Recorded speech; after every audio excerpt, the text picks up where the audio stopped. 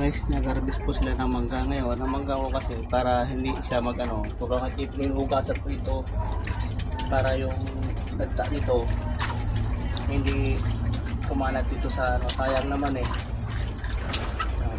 Tip po yan ha, sa mga ano, namumuti na mangga. Lugasan po yan para yung dagta po niya sa katawan niya ay hindi masira. Yun ang ano, nadikit sa balag, sayang. Talagang inano. Ang dami nilang nakuha kanina. Hinugasan ko lang.